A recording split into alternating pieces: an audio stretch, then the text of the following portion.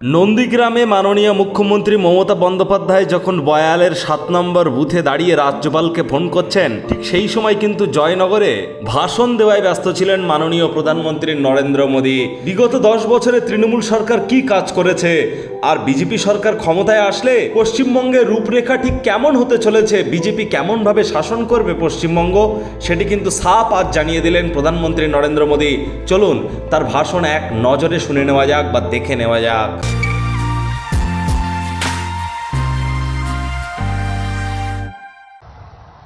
लेकिन पहले चरण में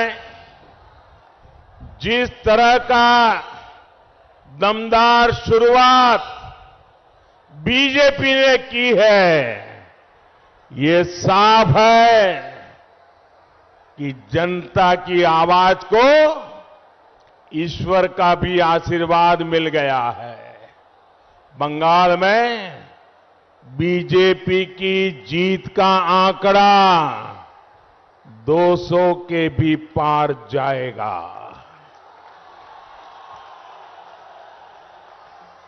आज दूसरे चरण में भी लोग भारी संख्या में पोलिंग बूथ पर पहुंच रहे हैं।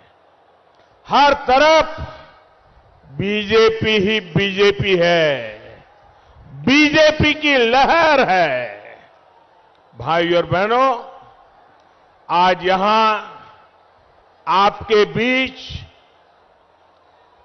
किसी भी चर्चा से पहले मैं बंगाल की बेटी शोभा मजुमदार जी को आदरपूर्वक श्रद्धांजलि देना चाहता हूं। शोभा जी बंगाल की उन अनगिनत माताओं और अनगिनत बहनों का चेहरा थी जिन पर तृणमूल के लोगों ने अत्याचार किया। शोभा जी का वो चेहरा मेरी आंखों से उतरता नहीं है और मुझे बहुत कष्ट होता है जब मैं ऐसे अपराध, ऐसे अत्याचार के बाद दीदी को ये कहता देखता हूं, कूल कूल। धमकी और गालियां देने वाली दीदी अब कह रही है कूल कूल। दीदी, ओ दीदी, दीदी, तृणमूल कुल नहीं, बंगाल के लोगों के लिए शूल है, शूल। बंगाल को असहनीय पीड़ा देने वाला शूल है तृणमूल। बंगाल को रक्त रंजित करने वाला शूल है तृणमूल। बंगाल के साथ अन्याय करने वाला शूल है तृणमूल। दीदी, ओ दीदी, আপনাকে বাংলার ভাই বোনেদের হত্যার হিসেব দিতে হবে। আপনাদেরকে মায়েদের ছেলের হত্যার হিসেব দিতেই হবে। রক্তের খেলা চলবে না। मैं कहूंगा, आप भी मेरे साथ बोलिए, चलबे ना, चलबे ना। रक्तेर खेला चलबे ना। रक्तेर खेला, रक्तेर खेला, অত্যাচারের খেলা চলবে না, চলবে না। অত্যাচারের খেলা চলবে না, চলবে না। ভ্রষ্টাচারের খেলা চলবে না, চলবে না। অত্যাচারের খেলা चलबे ना, चलबे ना। भाई और बहनों, बीते कुछ समय में दीदी के फैसले बंगाल की राजनीति का सबसे बड़ा ओपिनियन पोल भी बन गया है और एग्जिट पोल भी बन गया है। दीदी का हर एक्शन देख लीजिए, सब कुछ स्पष्ट नजर आता है। शुरुआती रुख पता चला तो दीदी भवानीपुर सीट छोड़कर नंदीग्राम पहुंच गई। नंदीग्राम जाकर लगा और उन्हें लगा कि यहां आकर गलती कर दी है और अब तक का जो पोलिंग का मूड है, जो काम पूरा बंगाल करना चाहता था, वो आज नंदीग्राम पहले ही कर रहा है। गुस्से में वो नंदीग्राम के लोगों के अपमान पर उतर आई। पहले चरण की वोटिंग होने के बाद उनकी बौखलाहट और बढ़ गई है। कल ही दीदी ने देश के कई नेताओं को संदेश भेजकर मदद की अपील की है। जो लोग दीदी की नजर में बाहरी है, टूरिस्ट है, जिन्हें वो कभी मिलने तक का समय नहीं देती थी, अब उनसे समर्थन मांग रही है। साथियों, आप सोचिए, 10 साल मुख्यमंत्री रहते अगर बंगाल की सेवा की होती तो दीदी ये करना पड़ता क्या? क्या 3 दिन एक ही क्षेत्र में गुजारने के लिए मजबूर होना पड़ता क्या? ईवीएम को गाली वो पहले ही दे चुकी है। चुनाव आयोग को कटघरे में वो पहले ही खड़ा कर चुकी है। दीदी, ओ दीदी, आपका व्यवहार, आपके शब्द, आपकी बौखलाहट बंगाल के लोगों में चर्चा का विषय बने हुए हैं। आपने बंगाल के साथ विश्वासघात किया। अब आप बंगाल के विनम्र और समृद्ध भाषा, संस्कार, यहां की मान मर्यादाओं का भी अपमान कर रही है। साथियों, ममता दीदी को जय श्री राम के आह्वान से दिक्कत है, ये पूरा बंगाल पहले से जानता है।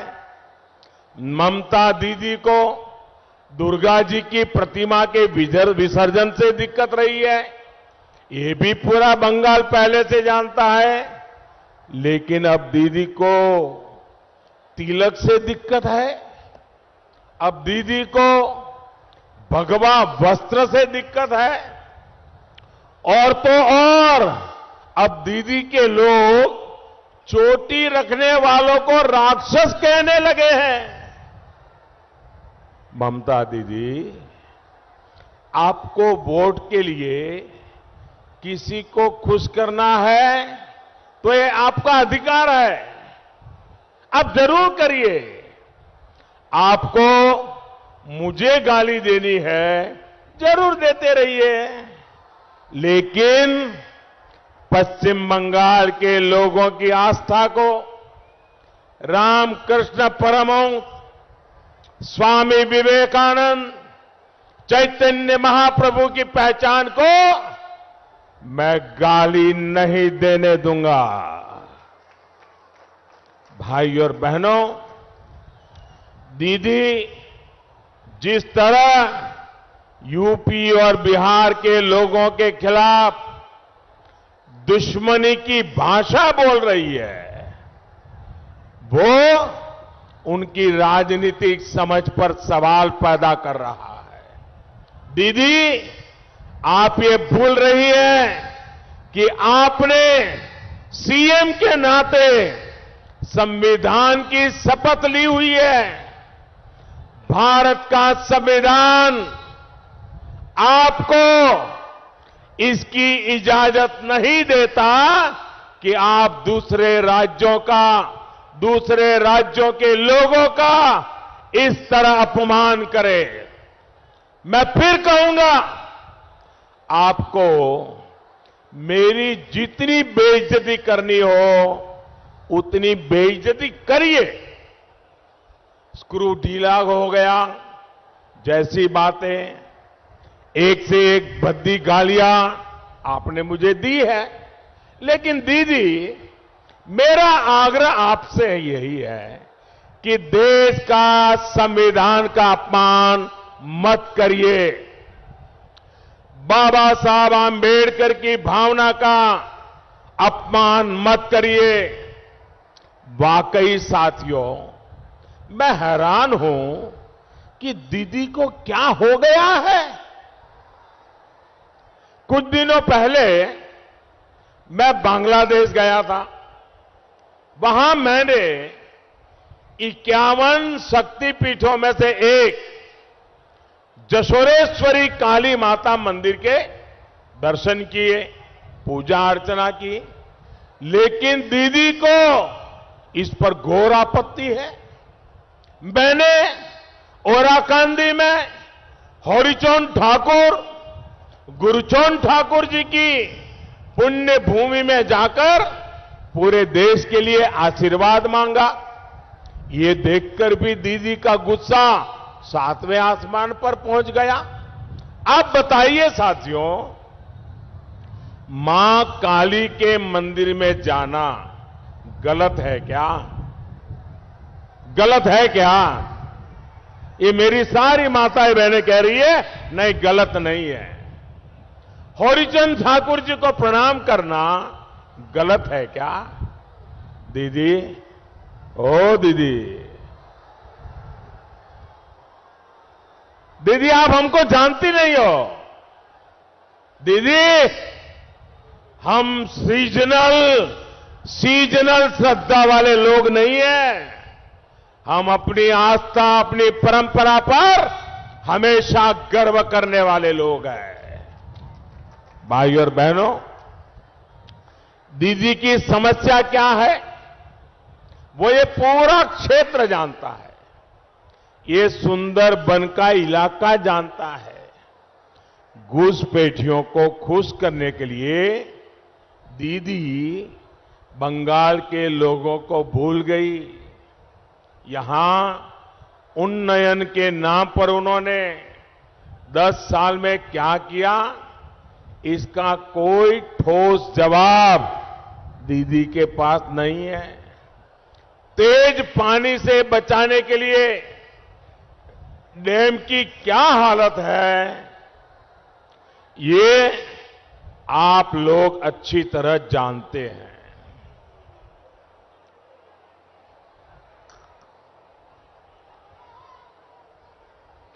अम्फान साइक्लोन के समय आप लोगों की मदद करने के बजाय इन लोगों ने आपको ही लूट लिया। उस समय केंद्र सरकार ने जो सैकड़ों करोड़ रुपए भेजे थे, वो राहत पीड़ितों के बजाय टीएमसी के दफ्तरों में पहुंच गए। इसी लूट का दूसरा नाम है खेला होबे।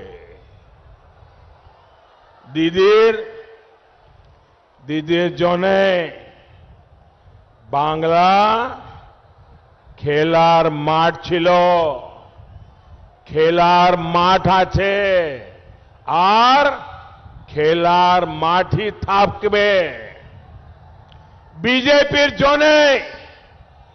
বিজেপির জনে বাংলা উন্নয়নের মাঠ হয়ে উঠবে।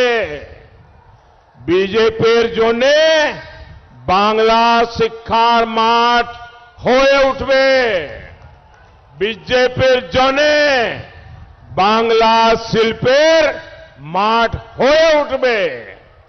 भाइयों बहनों, दीदी की सरकार ने सुंदरबन जैसे पर्यटन समृद्ध क्षेत्र को, यहां के द्वीपों को, यहां के तटों का विकास नहीं किया। सोनार बांग्ला के लक्ष्य के साथ बीजेपी की डबल इंजन सरकार यहां कनेक्टिविटी को प्राथमिकता देगी। गंगा सागर की महिमा को, गंगा सागर मेले की भव्यता और दिव्यता को बंगाल की भाजपा सरकार नई ऊंचाई पर ले जाएगी। साथियों, तृणमूल की तोलाबाजी ने गरीब, मध्यम वर्ग, उद्यमी सभी का जीना दुश्वार किया हुआ है। घर बनता है तो उसमें कटमनी, बच्चों के एडमिशन, जॉब की एप्लीकेशन, उसमें भी कटमनी, होम लोन हो, एजुकेशन लोन हो, अस्पताल में एडमिशन हो, हर जगह कटमनी, कटमनी, कटमनी। गरीबों, दलितों, पिछड़ों को इस स्थिति ने सबसे ज्यादा परेशान किया है। कोरोना काल में भाजपा सरकार ने दिल्ली से मुफ्त चावल भेजा तो उसमें भी कटमनी, गरीब की थाली में भी कटमनी। प्रधानमंत्री आवास योजना के तहत पूरे देश में करोड़ों घर बने। बंगाल में केंद्र सरकार ने 30 लाख से ज्यादा घर गरीबों के लिए स्वीकृत किए हैं, लेकिन कटमनी के कारण यहां अनेक गरीबों के घर अधूरे पड़े हैं। हर घर जल, इस मिशन के लिए भी केंद्र की बीजेपी सरकार ने सैकड़ों करोड़ रुपए भेजे, लेकिन तृणमूल सरकार ने उसका पूरा उपयोग भी नहीं किया। इन सारी स्थितियों को बदलने का काम बंगाल की बीजेपी सरकार करेगी। साथियों, टीएमसी सरकार की नीतियों का बहुत बड़ा नुकसान हमारे किसान भाई बहनों ने उठाया है। दीदी की मनमानी की वजह से बंगाल के लाखों किसान पीएम किसान सम्मान निधि के लाभ से वंचित है। साथियों, किसान सम्मान योजना के तहत पूरे देश में 10 करोड़ से ज्यादा किसानों के बैंक खातों में 1.25 लाख करोड़ रुपए से ज्यादा जमा कराए जा चुके हैं। 1.25 लाख करोड़ 10 करोड़ किसानों के खाते में, कोई कटमनी नहीं, सीधा सीधा। बीते 3 वर्षों में देश भर के किसानों के बैंक खातों में सीधे पैसे ट्रांसफर हुए हैं, लेकिन दीदी ने बंगाल के किसानों से न जाने किस बात की दुश्मनी निभाई है। उन्होंने बंगाल के एक भी किसान को इस योजना से जुड़ने ही नहीं दिया। केंद्र सरकार कहती रही, किसानों के नाम मांगती रही, उनके बैंक के अकाउंट मांगती रही, लेकिन दीदी ने यहां के किसानों की परवाह नहीं की। ऐसे जैसे किसानों को सजा करने का मन बना लिया था। अब मैं जब आज बंगाल की धरती पर खड़ा हूं, बंगाल की पवित्र धरती पर खड़ा हूं, बंगाल के वीरों की धरती पर खड़ा हो, तब मैं आज बंगाल के मेरे किसान भाइयों बहनों को भरोसा देना चाहता हूं। मेरे किसान भाइयों बहनों, आप सुन लीजिए मेरी बात को, और 2 मई के बाद मेरे से हिसाब मांगना, मैं हिसाब देने के लिए आऊंगा। जैसे ही 2 मई को बंगाल में बीजेपी की सरकार बनेगी, तुरंत ही पीएम किसान योजना का लाभ आप तक पहुंचाने की प्रक्रिया शुरू कर दी जाएगी। बंगाल के एक एक किसान के बैंक खाते में, प्रत्येक किसान के बैंक खाते में 18,000 रुपया सीधा उसके खाते में ट्रांसफर कर दिया जाएगा। पिछले 3 साल की पूरी राशि हर किसान के बैंक खाते में सीधी भेजी जाएगी। आज दीदी आपके इस अधिकार के सामने दीवार बन के खड़ी है, लेकिन ये दीवार हटते ही आपके बैंक खाते में सीधे ये पैसा भेजा जाएगा। आपके अधिकार का एक एक टका आपको सीधे ट्रांसफर किया जाएगा। पीएम किसान सम्मान योजना बंगाल में डबल इंजन के डबल बेनिफिट के साथ लागू होगी। साथियों, दीदी की सरकार ने यहां के हमारे मछुआरे भाई बहनों को भी सिर्फ तोलाबाजी दी है। दीदी की सरकार ने मत्स्यजीवियों के लिए बनाए गए प्रकल्प मत्स्य संपदा योजना को रोका। डबल इंजन सरकार इस योजना लागू करेगी ताकि मछली का व्यापार कारोबार आसान हो। बंगाल की बीजेपी सरकार मछुआरों के बैंक खाते में भी सीधी मदद देगी।